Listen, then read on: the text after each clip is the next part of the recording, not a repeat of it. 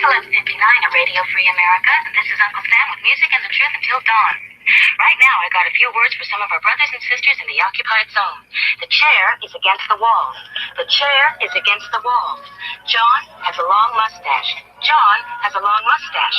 It's 12 o'clock, Americans, another day closer to victory. And for all of you out there on or behind the lines, this is your song.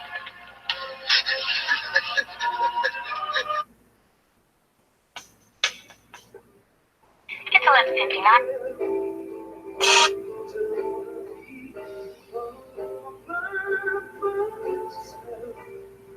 The guys and gals of gunwebsites.com encourage you to take... Okay, somebody showed up. Hey, G. Hey. All right, Sorry, I was a little late. I had to go over to the email.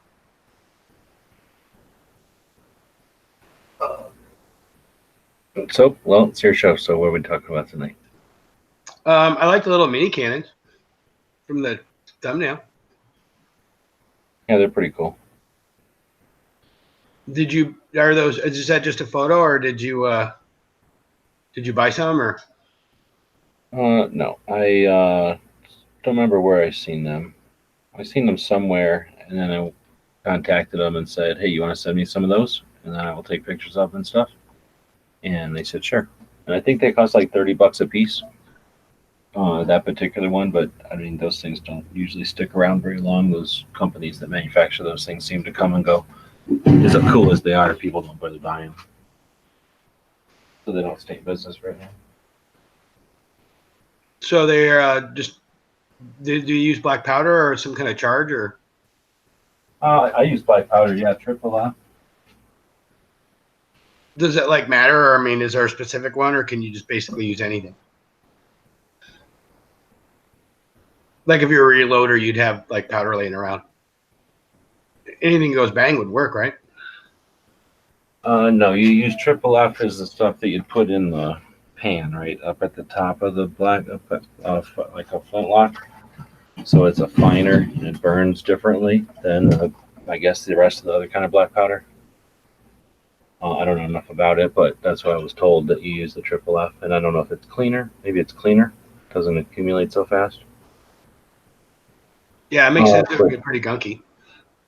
Yeah, it gets pretty crappy, but you can wash it pretty easy.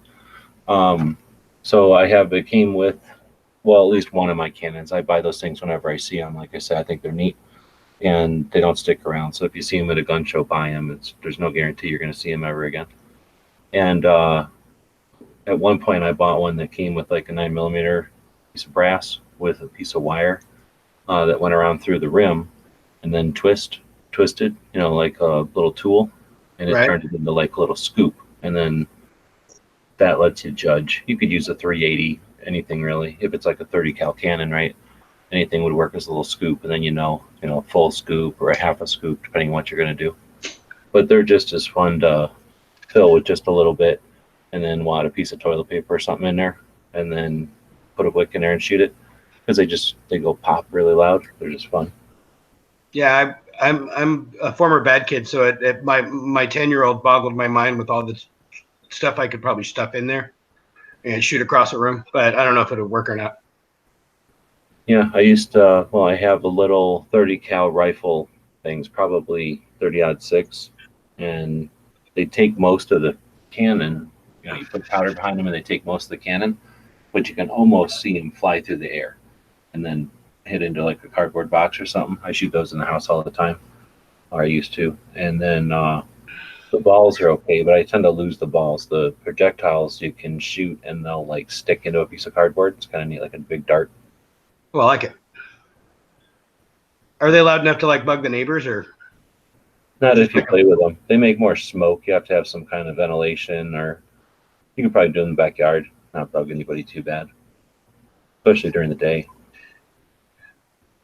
It made me think of back in the day with the potato cannon, so I'm sure you remember those. We only never did air cannons. We never bothered with the kind where you use like hairspray or whatever. Yeah, we used starting fluid because we were really smart. I just didn't like those kind. So we played with the kind where you take a bunch of PVC and use compressed air. Yeah, We would use God, it was. I know ours were, the barrels were metal, but I don't remember what kind of metal we used. But it was my buddy's dad's welding shop, so there was untold different kinds of weird crap around there. Mm-hmm. You know, and then we just leave a place for the starting fluid, and then light it up, and because we were 15, and 15-year-olds are super smart and think of really great ideas. We're lucky to be alive.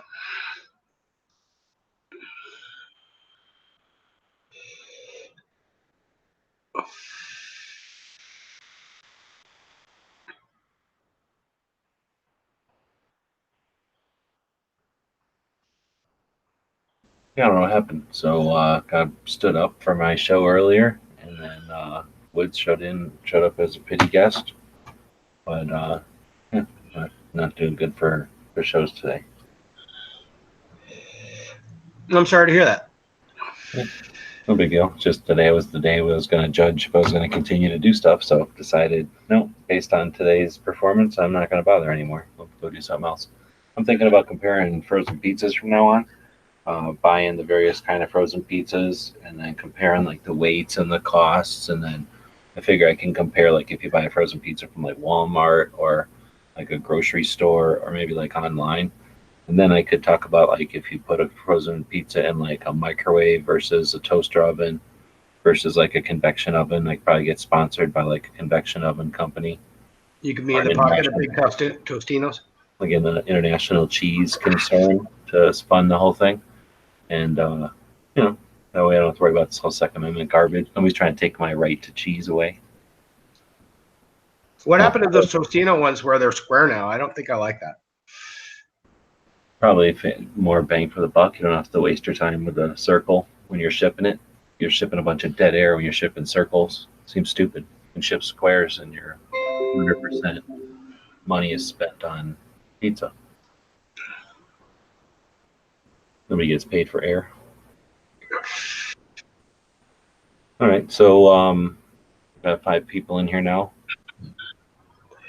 There was 5 important numbers in all of history. What is one of them? 1776. No. Pi. In all of history, pi is one of them. 3.14. 7.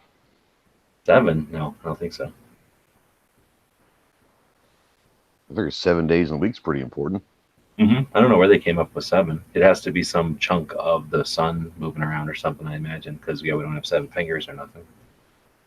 The Fibonacci sequence, and then is that the one of 6.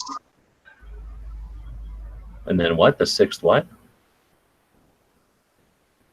Because that's not one. I don't know if you think 7 ain't one. I don't know how you get off thinking 6 is going to be one. It's crazy.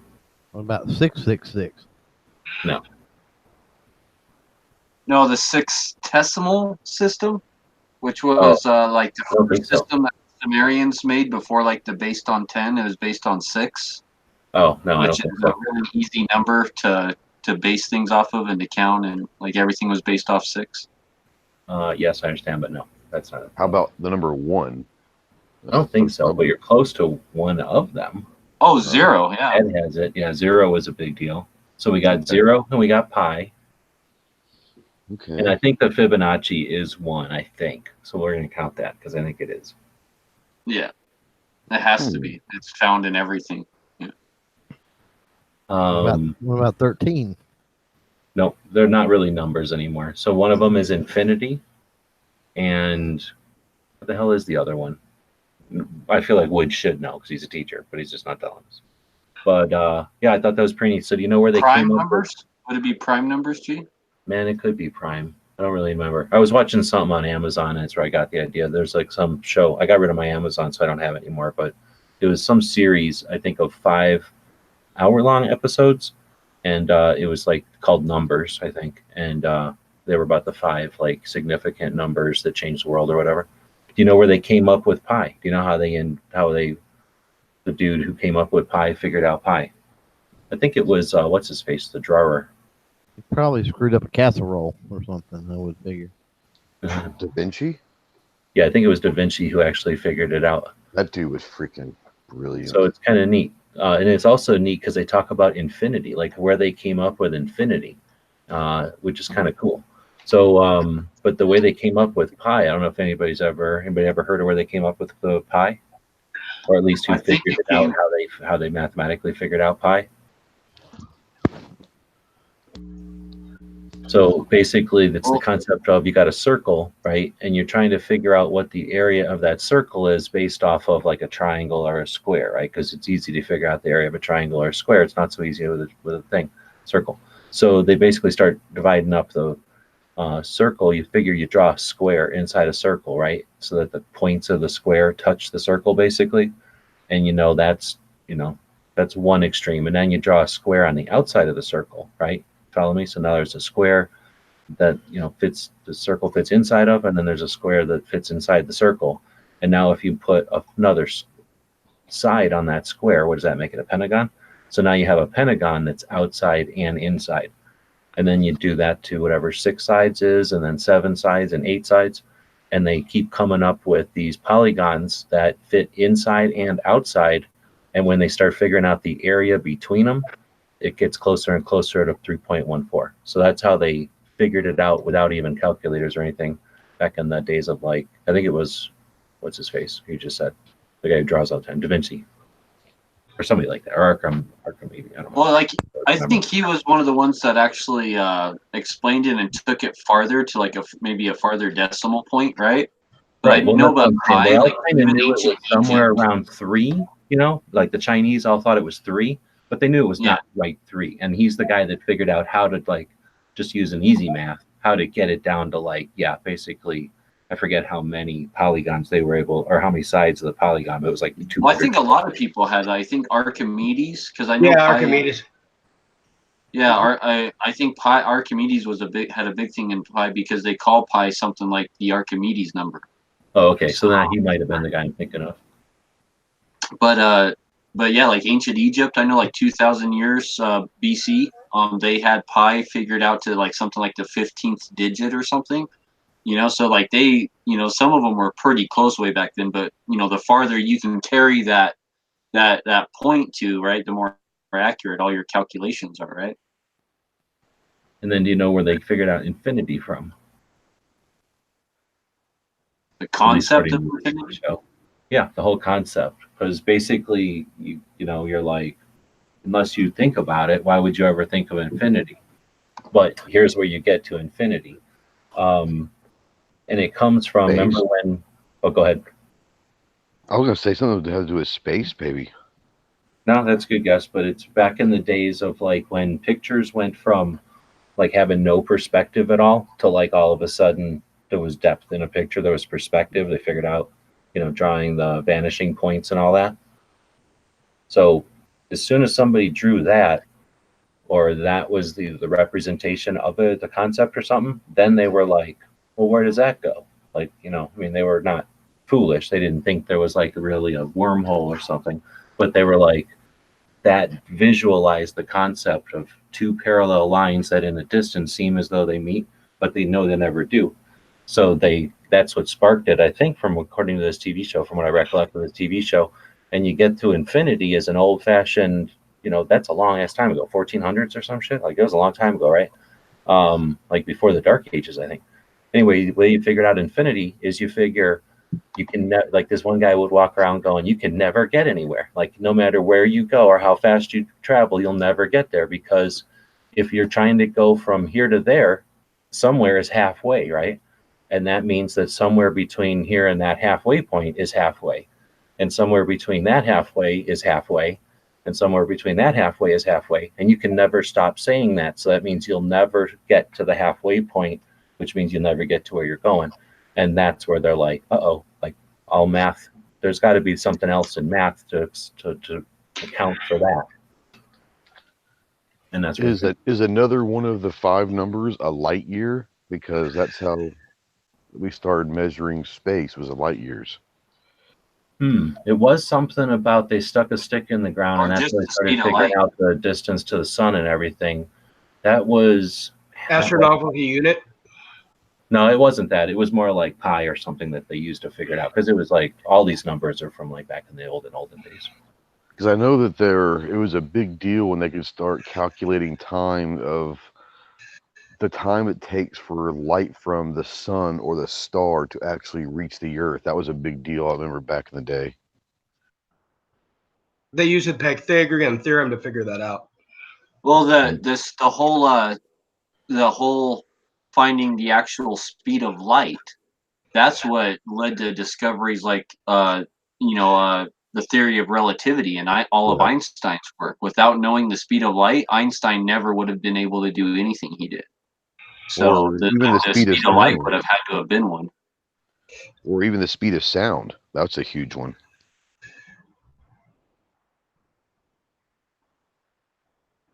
Now they were pretty much all like 0 and pi, like the symbol for pi. It was the symbol for infinity. It was just 3 symbols, but now I can't even find it. I'm sure the show is called Numbers, but I keep finding that like TV show called. I'll give a shout out to a show I watch on YouTube called Number File. Great show about math. And if you're a math fan and like to learn about math, not only the history, but like actual math problems and stuff like that, that Number Files series on YouTube is excellent. Oh, this might be it. Nope, it isn't it. Nope, it is not. Damn it.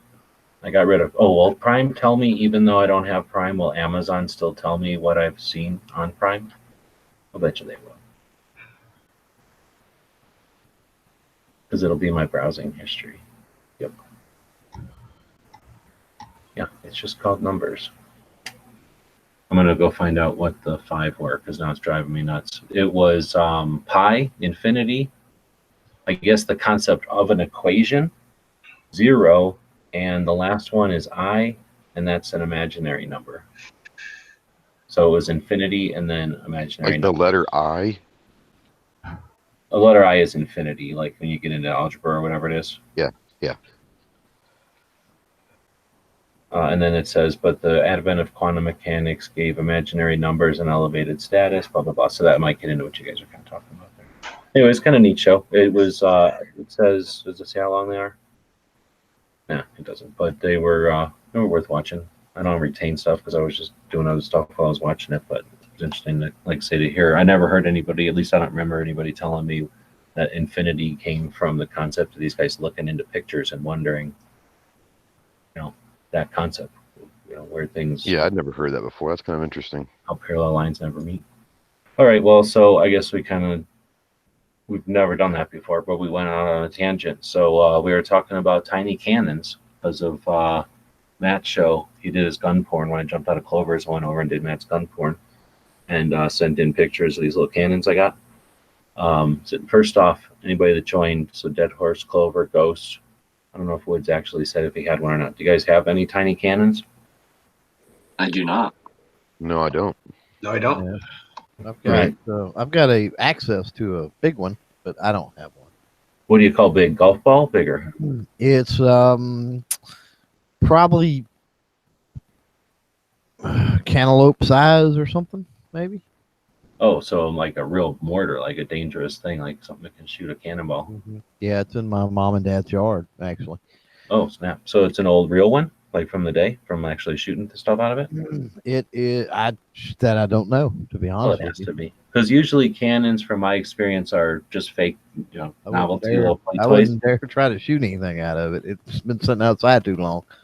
But the thing is, so anyway, then there's the mortars, right? Old-fashioned Civil War stuff where they needed to make it huge because the metal wasn't that good.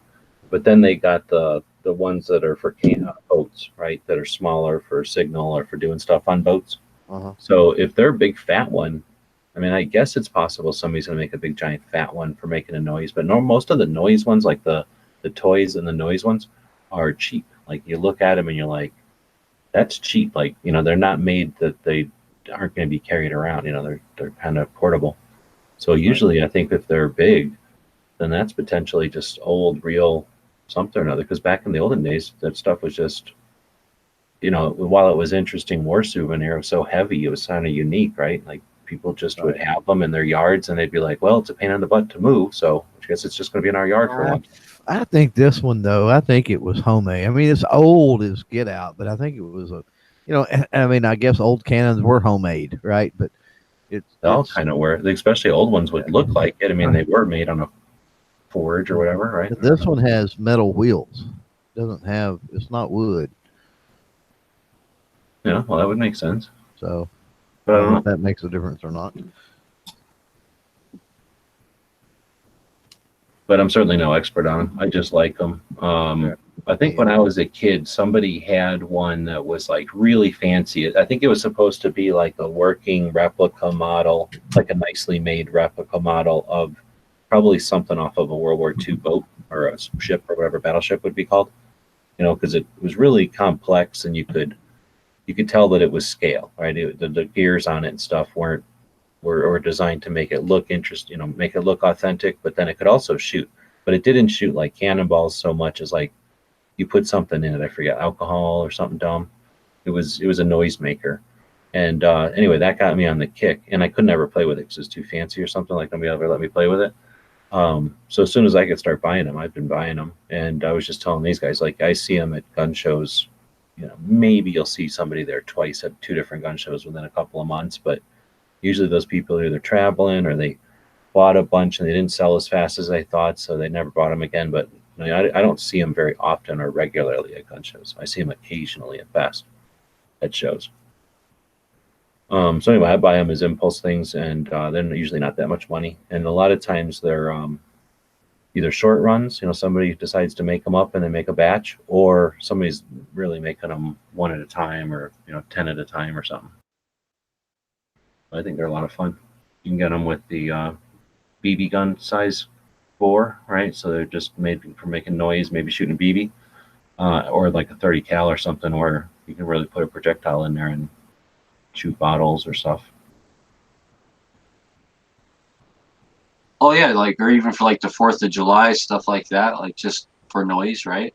Just put some wadding in there, nothing more than wadding, and you know, for the Well, that's a good kids. point. And I was saying that too. Yeah, is I'll do that often. Just put noise, you know, put powder in there and shoot them.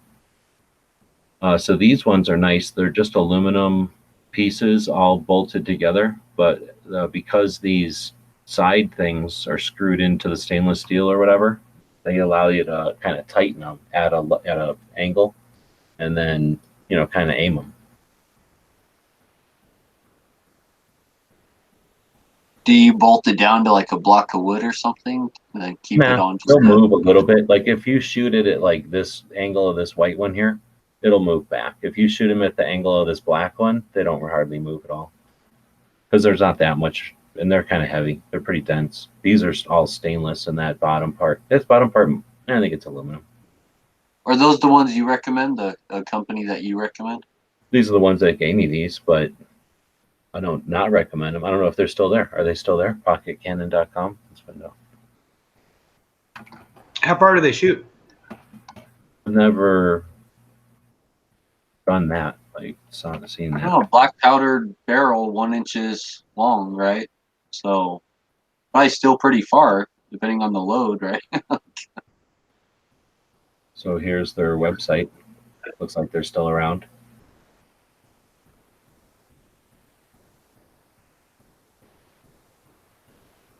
Snappy shooting straight up. You buy the fuse at a gun show usually. You probably buy it online anywhere. He's just wadding some toilet paper or some kind of probably non-flammable. Oh, he stuck a BB in there. Oh yeah, he just wailed on that glass bottle. And now I guess he just shot its way out of that glass box. That's pretty awesome. Having like 3 whale on that thing. And that's what you can do to your pesky fish or your turtles. You got like a turtles in a tank like that, and they're giving you shit.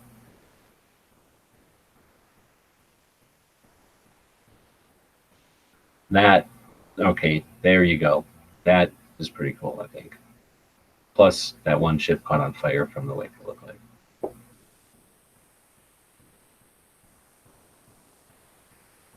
This is, all right, I'm down with this. I can do this. I have enough cannons for a war like this. This is happening. That would be pretty cool. A bunch of green army men and cannons, and yep. Just shooting up into their own ceiling. That's pretty awesome. They're shooting their lights out. that was pretty awesome. So let's see how much they cost. I think they were like $35 if I remember right. So the other guys, so there's 30 caliber. The other guys are sometimes like say 177 or whatever. You get a ramrod and 3 balls. I guess the other guys don't give you any balls. Easy to fire, I guess. Range up to 100 yards. So the other guys are also up to 100 yards. Ships within 24 hours. I guess that's good. 100-degree tilt, 180-degree tilt. There you go. Refund, I guess. And 100% satisfaction guarantee. $39 on sale. Click here to order. $39. Looks like they got all the colors still. Wow, that's pretty reasonable, really. Like I thought they'd be more. I thought they'd be like 89. I thought they'd be more money than that.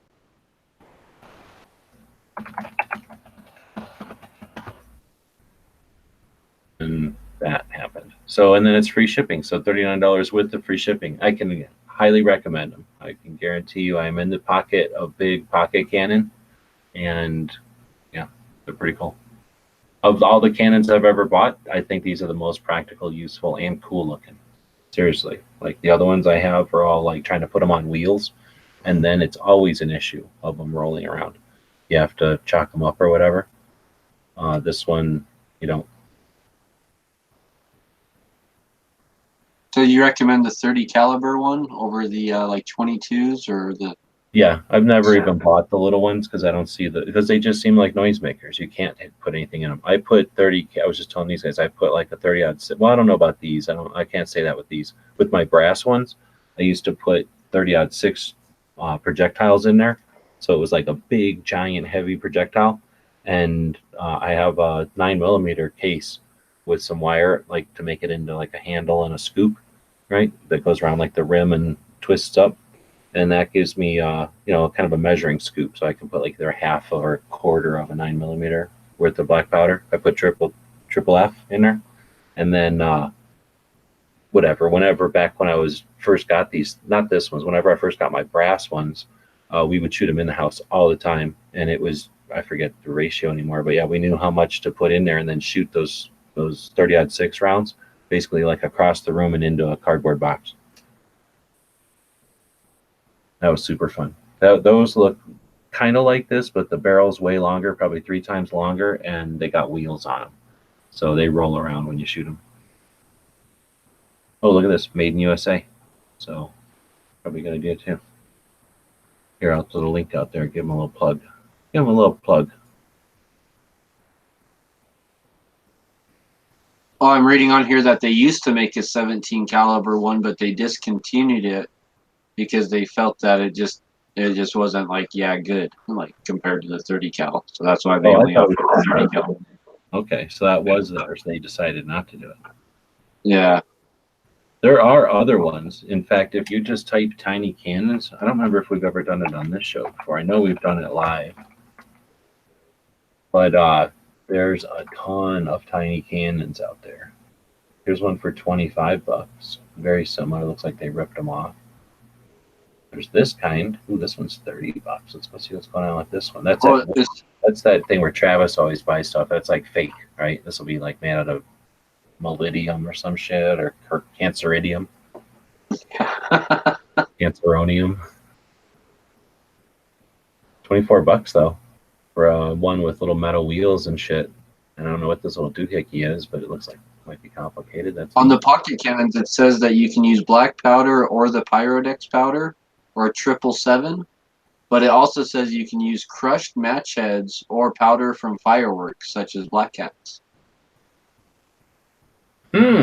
That's interesting. I haven't thought about putting stuff like that in there. Now this one, I really, really, really, really, really like. That's cool.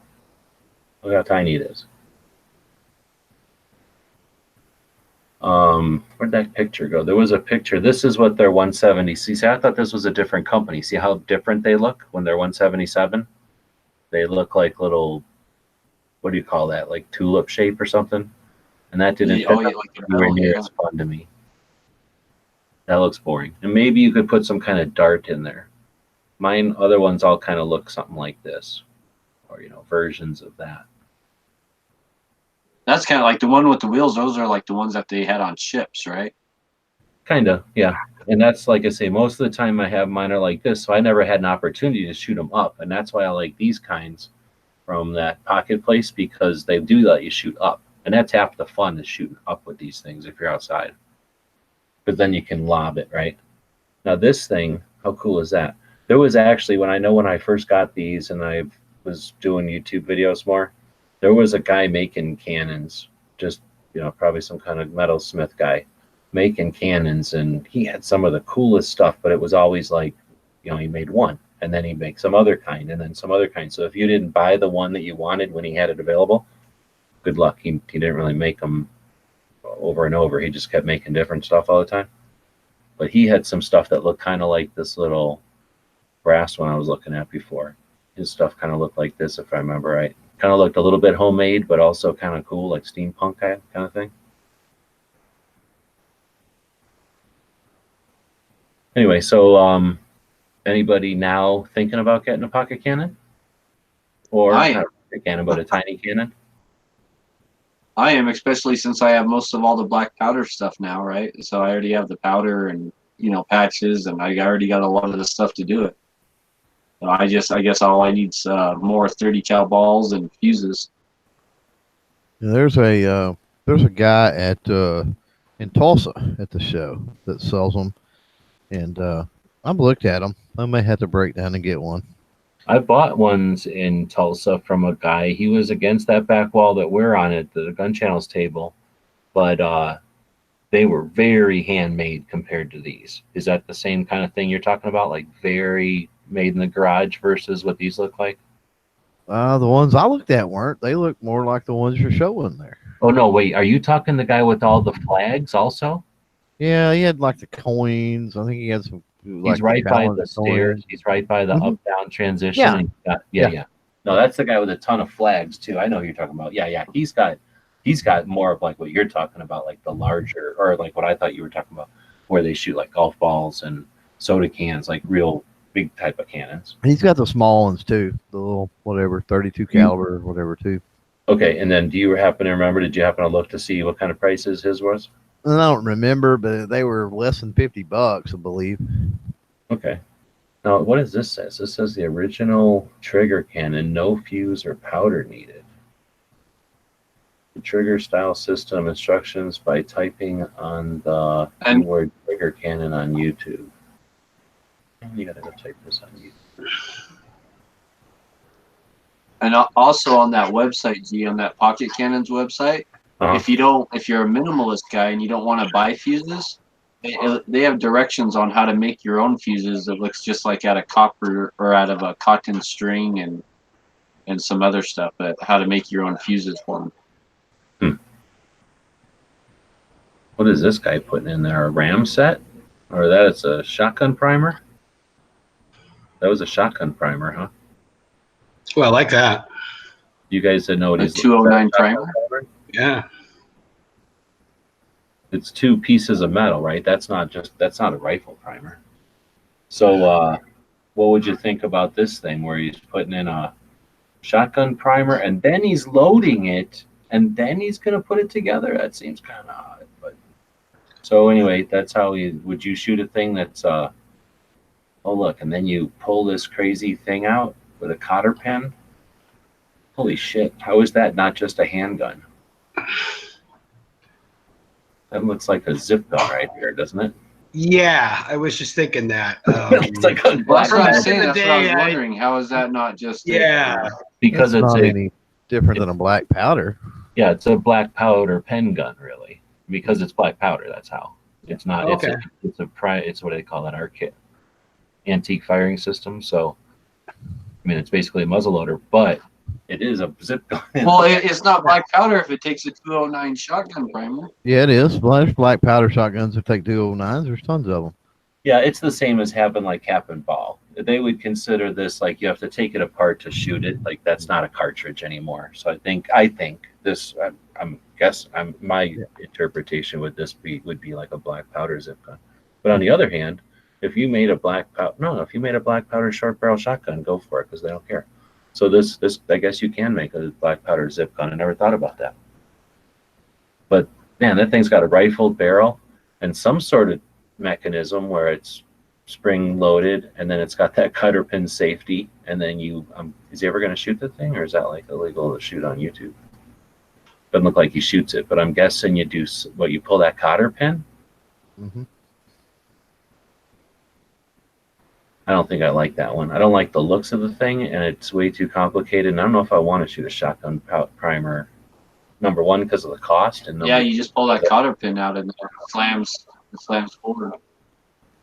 Oh, what about making something like a future gun out of looking thing, instead of making it look like an old like an old ship cannon? What if you made it look like some kind of Star Wars blaster thing?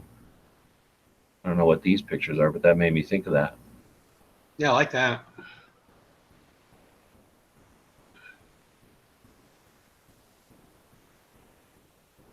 All right, well, that's Etsy. And That would probably sell. $4. Huh?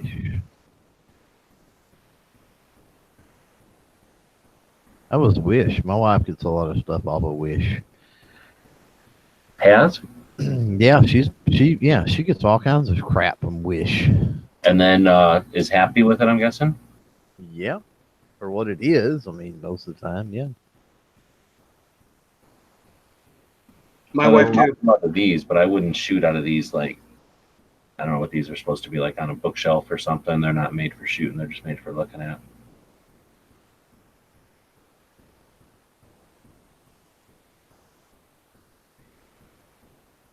What the hell? Yeah.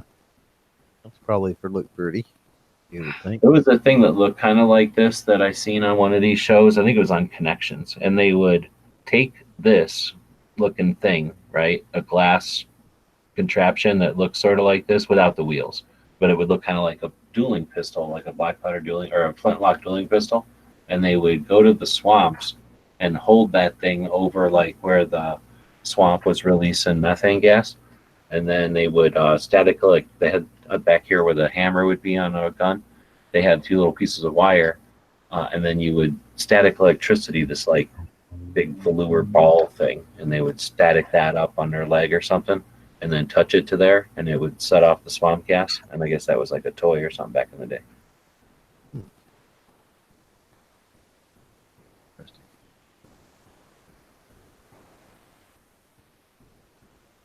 All right, so there's we hit the whole gambit tonight. Tiny cannons, math, and something else that I forgot.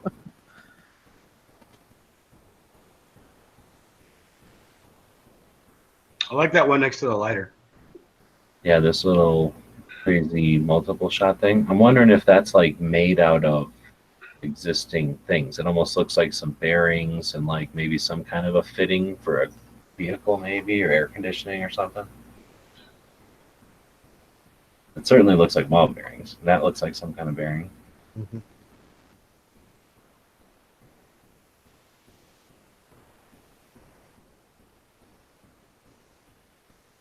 That one with the multiple barrels there says it's a 9mm. That one says it's a 9mm. What? Yeah. Let's see. Holy moly, that's big. Yeah, see, 9mm, most powerful mini cannon ever. What's going on with this? He's got some sort of wicks with gum or something back there. He's got a cell phone 2 foot in front of it. It didn't even move. It's got a piece of wood behind it, but it didn't even move.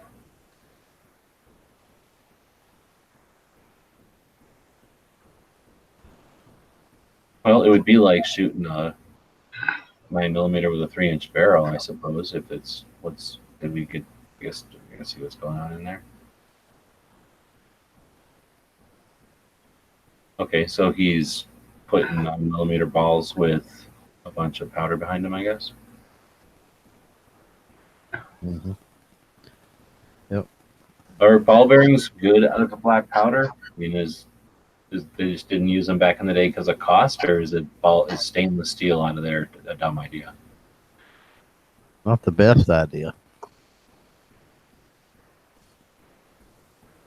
Oh, see, I want to click on this because it looks like they take giant springs made out of copper and they wing batteries through them now or something. What the hell?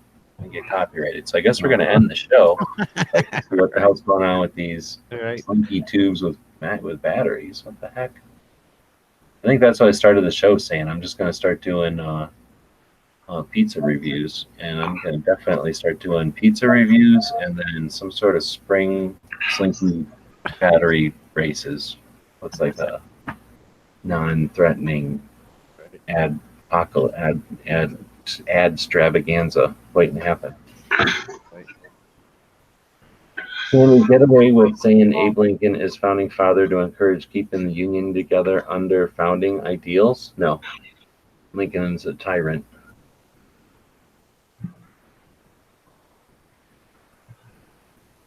You guys pro-Lincoln, anti-Lincoln? Where's Gizzard? Did he leave? Gizzard wasn't even in here today. Yeah. Well, so like on the history I learned in school and everything, right? Like really pro-Lincoln. But later on in life, I've read some things that seem pretty credible and that seem to have some evidence behind them. Like Lincoln wasn't for freeing the slaves, and like he was kind of like he had to do it, right? He was like forced into it, and stuff like that. And just so I don't know, like he was still our president, so like I guess I still have respect and everything for the guy, but I've heard some things that don't put him in the best light. He had a lot of demons too. Well, plus he was a vampire killer, so that took up a lot of his free time. But he was a fan of lever action rifles, so at least there's that. All right. Shooting him on the White House lawn. All right, so we're going to answer this definitively because we found a thing on the internet right here. It says debate.org. So how can that not be fair? And then it says, where'd it go? I typed in there, was Lincoln a tyrant? And 72 say yes, 28 say no. So it looks like he's a tyrant. A despotic, tyrant, and unconstitutional dictator. Arrested Maryland legislators to prevent them from voting on secession, provoked the South to fire on Fort Sumner by sending an armada of 11 ships to invade a harbor while the innocent South was just sitting around whooping slaves or whatever. And then Lincoln called for troops in war, shut down 300 newspapers calling for peace. I never even listened to all this stuff, but I know there's definitely people out there that hate Lincoln, and because of because of the unconstitutional way he dealt with the war, right? Right. But I guess how do you stop a country that's being ripped apart by playing by the rules? I don't know if that, if that's justification or if it's I don't think it's an apology, but what the hell? Like, it is what happened. I mean, I guess maybe we could say something if we were in his shoes or if we were alive back then. I don't know. It's kind of tough to say shit now, except looking back on 2 pages like this, right?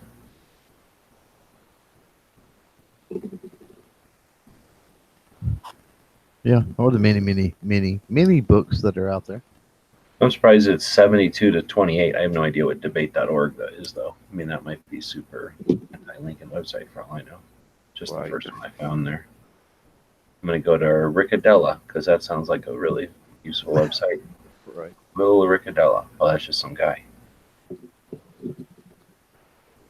He sounds credible, though. And it's got his own blog, a little Amazon ad. Lincoln, murderer, traitor, racist, failure. His goal was to centralize power in the federal government into whatever. What is that? State. I don't know what his ambitions. Oh, satiate his ambitions. That fucking word seems stupid to say. His Emancipation Proclamation is used as evidence. It's often portrayed by revolutionist history ideologues as wedded to a vision than to truth. As this guy's not happy, I guess. But I guess that's the deal, right? Is that they say that he bent the Constitution rules a bit to get his way, and some people will say, yeah, well, blah blah blah. He did it for good reasons or whatever. So as far as making him a founder because of the Civil War, yay or nay? What was the question again? I think it had something to do with could you consider Lincoln a founder because of the values of the Revolutionary War? No. Because he had the values of the Revolutionary War. No, I don't consider Lincoln a founder at all. Yeah, I agree. It happened almost 100 years after the fact. So Well, again, because he's got the ideals that he had the ideals of the founding fathers. But then that would mean I like don't think he did though. Knight Strike is a founding father because he's got the ideals of liberty and justice. That's a false premise for me. I don't think he had the ideals of the founding fathers. I've just read too much. Oh, okay. So, but even if he did, though, you're still not saying that gives you somehow the same father status. Oh, true. Yeah. Let's see. So, now let me just see. Oh, roll call is saying that Woods won the 400 sub giveaway. Did you see that? I did not. Yay for me. So you're a winner. Go row. Thanks, By man. default, the rest of us are losers. By default, roll call is basically calling 3 of us losers, and then also Woods. Well, I consider the source, but that's just me. Here now I'm switching subjects again because this is something I've been watching for a while. This new Orville show. Anybody watching Orville? The new Star Trek, except made by heck yeah. that guy's name. Do you like Star Trek? Seth MacFarlane? Seth MacFarlane, yeah. Do you like Star Trek? Me? Oh yeah. Whoever, well, Dead Horse said he'd listened to. He's seen it. Woods didn't say nothing. Clover said no. So, Clover, Woods, and Dead Horse. Do you like Star Trek? I do. Yeah. Yes. And Not then, the movie stuff. I guess you'd have to like new Star Treks because this is a new show. So it is not comparable to Yeah, like. I can't do the alternative timeline and all that now. I don't. Star Trek lost me honestly after TNG. That was it. The Next Generation with Janeway and shit, or no, Next Generation with the bald dude. Yeah. Oh, okay. I never. I mean, I'll watch it, but I never really got into it. Any of the newer stuff after that. I was a big So fan I'm of Deep with you. Space Nine back in the day. I couldn't get into Deep Space Nine. At some point, I think I was, not watching TV for many years. That, when you first get out of school, you're just done. I mean, most people I know didn't sit around watching TV after school, right? Or after they got out of college or high school or whatever, they started doing stuff. And anyway, so,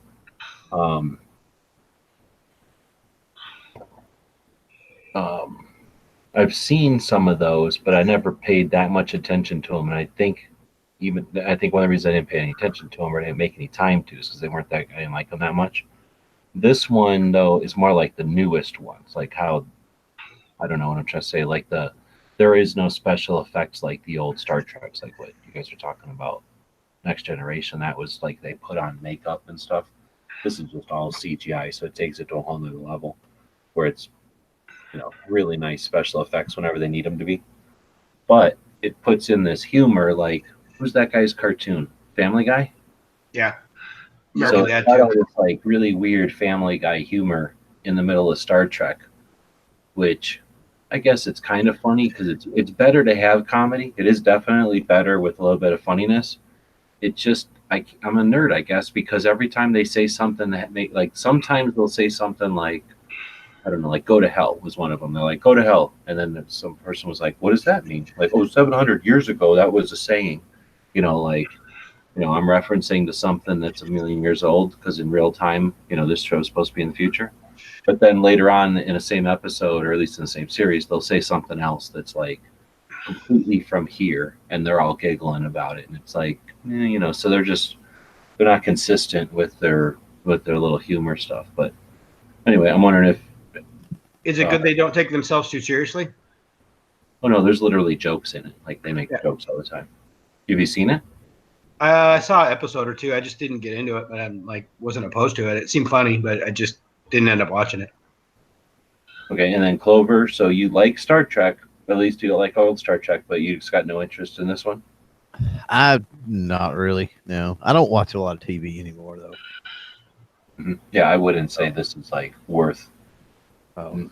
like going out of your way to watch TV. I don't even. I mean, I used to binge on certain things with like even Netflix. Having that, and I would binge on seasons, and I don't even do that anymore. Honestly, I'm so done with TV and stuff. Go to the movie theater every now and then if my wife can drag me, and that's about it.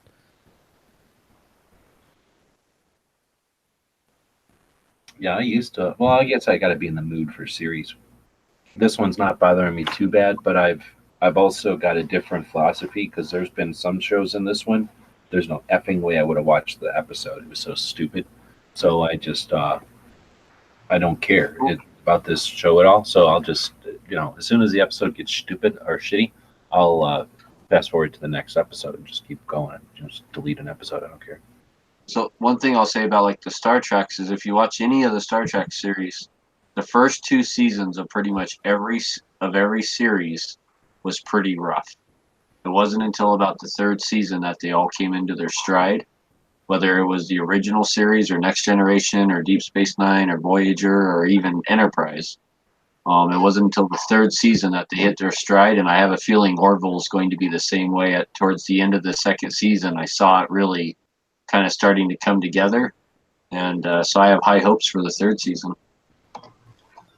I don't disagree with you there, and that's pretty much any show, though, right? Like it takes time for the crew to get to know each other and whatnot. So, Yeah.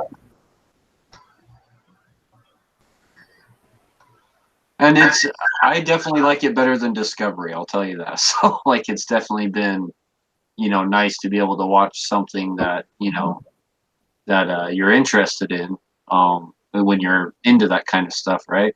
So that, when the only other option out there right now was Discovery. So I'm kind of thankful for Seth MacFarlane for giving us an alternative.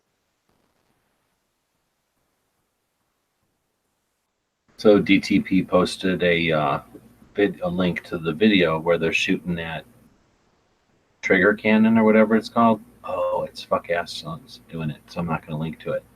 But I was gonna say it's all in like different times and stuff.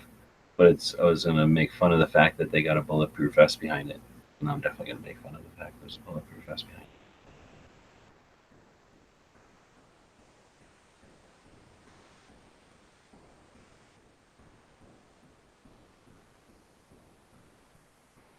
All right, well, so Clover, I don't know how much at life you got left in you, but I want to chat with you about something off air here, and Dead Horse and Woods can be around for that, and the rest of y'all can either jump in over on the Gun Channel side or see you tomorrow. But we got left at the podcast. Tim didn't show up today, so he never contacted me back. So I don't know. I'm hopefully try to reschedule that one. And then tomorrow we got Jared with Guns and Gadgets out of Massachusetts. And then I've got three more, replies back from questions or inquiries about doing podcasts. So I don't know when I'm going to get Matt back on. It's kind of frustrating when you start doing a lot of scheduling because it really pisses you off to get like somebody not show up, because I could have scheduled like 4 other people because I'm like scheduled 2 weeks out, and I'm already you never know how many inquiries to put out there. So I put out more than you'd expect to get back, because you put them out, you put out 10, you get 2 back, you get 1 back. So it's like, well, I'm going to put out 15, and then of course you get 7 back, and then it's or like 12. Yeah. So it's like, okay, how about we schedule this out for 3 weeks out? So when he didn't show up today, I'm like, shit, unless we're going to do it on like a Saturday or something now. So maybe I'm going to start leaving Fridays open to cover for that, and then maybe do some quick fill-ins on Fridays or something. But anyway, that's part of the growing pains. But the alternative kind of goal there, reason for doing this, is to get in touch with people and to show people some, I guess, skill sets and some opportunities that we have with the different tech and stuff. So I just want to say thanks to the people that are listening here that support us on the Daily Gun Show. Of course, anybody that's supporting us financially on Patreon, you already know. But we have had some really good off-air stuff in the last few days. Got me pretty encouraged. I really wish I could do more. I wish I could, just have the facility to put a little bit more time into, a lot more time in it. With my saying, I wish I could do this full time, but it has been working. I've tried a couple of things after the gun rights policy last year, getting people to work together, and I guess the direction or the method I was using was, there was resistance, and it was getting frustrating, and it was definitely, I wasn't sure if it was working right.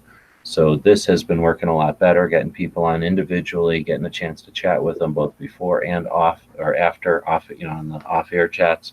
Has been super useful as a way of sort of helping to get people to be aware of each other's skills and projects and stuff. So we'll continue to keep working on that. And again, I just want to say thanks to the people supporting us, both with your efforts, the people that share and like the stuff, and on not just on our show, but on everybody's shows. And then, of course, people that are digging in and buying, people like Clover and Ghost and Night Strike and Travis and Gizzard and other people that are doing it a cup of coffee every once in a while with that Patreon or with one of the other platforms out there. You guys want to chat up anything before we head out? No, I don't. I don't necessarily have anything. I think everybody should be pretty familiar with my routine. Give them something to research if they're not. Yeah, thanks for the invite. I want to go back and watch that show about numbers now. That is super good. I would definitely recommend it. It was interesting. Kind of boring, but yeah, I mean, as far as shows about numbers go. And thanks, Dead Horse, for the early watches and the effort on Kick and Gun channels. Yeah, early watch will be here tomorrow morning, 6 a.m. Pacific, or I guess 9 a.m. Eastern. So tune in tomorrow morning for early watch for a couple hours.